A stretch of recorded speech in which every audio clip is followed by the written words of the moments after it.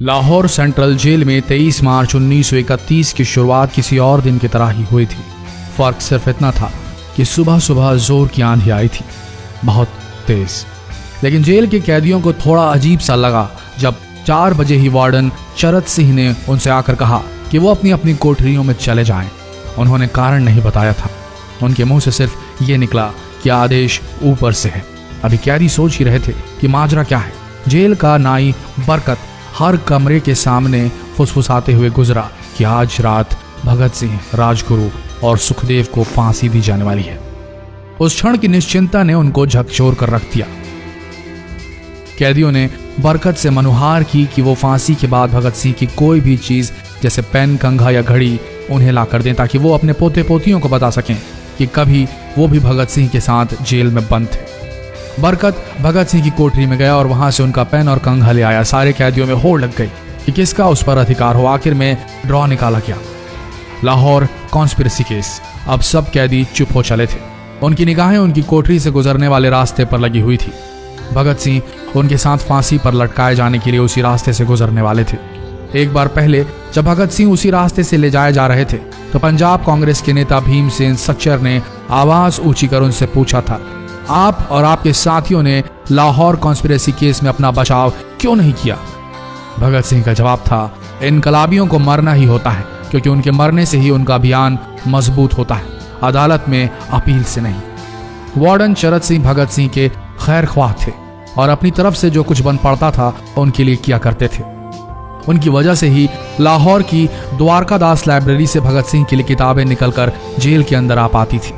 भगत सिंह की जेल की जिंदगी काफी कठिन थी। किताबें पढ़ने का शौक हो चला था उन्हें कि एक बार उन्होंने अपने स्कूल के साथी जयदेव कपूर को लिखा था कि वो उनके लिए कार्ल लिब्कनेcht की मिलिटरिज्म, लेनिन की लेफ्ट विंग कम्युनिज्म और ऑप्टन सिंक्लेयर का उपन्यास द स्पाई कुलबीर के जरिए भिजवाएं। भगत सिंह जेल की कठिन जिंदगी के आदी हो चले थे। उनकी कोठरी नंबर 14 का फर्श पक्का नहीं था, उस पर घास उगी हुई थी। कोठरी में बस इतनी ही जगह थी कि उनका 5 फुट 10 इंच का शरीर बमुश्किल उसमें लेट पाए। भगत सिंह को फांसी दिए जाने से 2 घंटे पहले उनके वकील प्राणनाथ मेहता उनसे मिलने पहुंचे। मेहता ने बाद में लिखा कि भगत सिंह अपनी छोटी सी कोठरी में पिंजड़े में बंद शेर की तरह चक्कर लगा रहे थे। इनकलाब जिंदाबाद। उन्होंने मुस्कुराकर मेहता को स्वागत किया और पूछा कि आप मेरी किताब रिवोल्यूशनरी लेनिन लाए या नहीं। जब मेहता ने उन्हें किताब दी तो वे उसे उसी समय पढ़ने लगे मानो उनके पास अब ज्यादा समय न बचा। मेहता ने उनसे पूछा कि क्या आप देश को कोई संदेश देना चाहेंगे। भगत सिंह ने किताब से अपना मुंह हटाए बगैर कहा, सिर्फ 2 संदेश, साम्राज्यवाद मुर्दाबाद और इनकलाब जिंदाबाद। इसके बाद भगत सिंह ने मेहता से कहा कि वो पंडित नेहरू और सुभाष चंद्र बोस को मेरा धन्यवाद पहुंचा दे, जिन्होंने मेरे केस में गहरी रुचि ली थी। भगत सिंह से मिलने के बाद मेहता राजगुरु से मिलने उनकी कोठरी पहुंचे। राजगुरु के अंतिम शब्द थे, हम लोग जल्द मिलेंगे।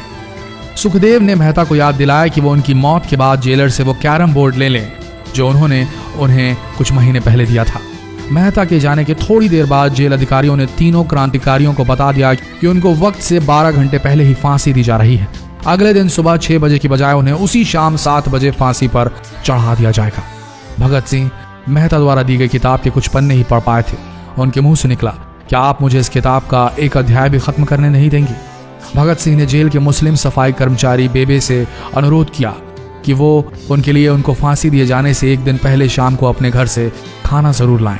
लेकिन बेबे भगत सिंह की इच्छा पूरी नहीं कर सके, क्योंकि भगत सिंह को 12 घंटे पहले फांसी देने का फैसला ले लिया गया और बेबे जेल के गेट के अंदर ही नहीं घुस पाए। थोड़ी देर बाद तीनों क्रांतिकारियों को फांसी की तैयारी के लिए उनकी कोठरियों से बाहर निकाला गया। भगत सिंह, राजगुरु और सुखदेव ने अपने हाथ जोड़े और अपना प्रिय आजादी गीत गाने लगे। कभी वो दिन भी आएगा कि जब आजाद होंगे हम, या अपनी ही जमीन होगी या अपना आसमान होगा। फिर इन तीनों का एक एक करके वजन लिया गया। सबके वजन बढ़ गए थे। इन सब से कहा गया कि अपना आखिरी स्नान करें। फिर उनको काले कपड़े पहनाए गए, लेकिन उनके चेहरे खुले रहने दिए गए। चरत सिंह ने भगत सिंह के कान में फुसफुसा कर कहा कि वाहे गुरु को याद करो। फांसी का तख्ता भगत सिंह लिए बोले, पूरी जिंदगी मैंने ईश्वर को याद नहीं किया। असल में मैंने कई बार गरीबों के कलेश के लिए ईश्वर को कोसा भी है। अगर मैं अब उनसे माफी मांग लूं तो वो कहेंगे कि इससे बड़ा डरपोक कोई नहीं। इसका अंत नजदीक आ रहा है, इसलिए ये माफी मांग रहा है। जैसे ही जेल की घड़ी ने 6 बजाया, कैदियों ने दूर से आती कुछ पद चांपें सुनी। उनके साथ भारी बूटों के जमीन पर पड़ने की आवाजें भी आ रही थी। साथ में एक गाने का भी दबा स्वर सुनाई दे रहा था, सरफरोशी की तमन्ना अब हमारे दिल में है। सभी को अचानक जोर जोर से इनकलाब जिंदाबाद और हिंदुस्तान आजाद हो के नारे सुनाई देने लगे। फांसी का तख्ता पुराना था, लेकिन फांसी देने वाला काफी तंदुरुस्त। फांसी देने के लिए मसीह जल्लाद को लाहौर के पास शाहदरा से बुलवाया गया था। भगत सिंह इन तीनों के बीच में खड़े थे। भगत सिंह अपनी मां को दिया गया वो वचन पूरा करना चाहते थे कि वो फांसी के तख्ते से इनकलाब जिंदाबाद का नारा लगाएंगे। लाहौर जिला कांग्रेस के सचिव पिंडी दास सोंधी का घर लाहौर सेंट्रल जेल से बिल्कुल लगा हुआ था। भगत सिंह ने इतनी जोर से इनकलाब जिंदाबाद का नारा लगाया कि उनकी आवाज सोंधी के घर तक सुनाई दी। उनकी आवाज सुनते ही जेल के दूसरे कैदी भी नारे लगाने लगे। तीनों युवा क्रांतिकारियों के गले में फांसी की रस्सी डाल दी गई, उनके हाथ और पैर बांध दिए गए। तभी जल्लाद ने पूछा, सबसे पहले कौन जाएगा? सुखदेव ने सबसे पहले फांसी पर लटकने की हामी भरी। जल्लाद ने एक एक कर रस्सियां खींची और उनके पैरों के नीचे लगे तख्तों को पैर मारकर हटा दिया। काफी देर तक उनके शव तख्तों से लटकते रहे। अंत में उन्हें नीचे उतारा गया और वहां मौजूद डॉक्टरों लेफ्टिनेंट कर्नल जे नेल्सन और लेफ्टिनेंट कर्नल NS सोंधी ने उन्हें मृत घोषित किया। एक जेल अधिकारी पर फांसी का इतना असर हुआ कि जब उससे कहा गया कि वो मृतकों की पहचान करें तो उसने ऐसा करने से इनकार कर दिया। उसे उसी जगह पर निलंबित कर दिया गया अंग्रेजों द्वारा।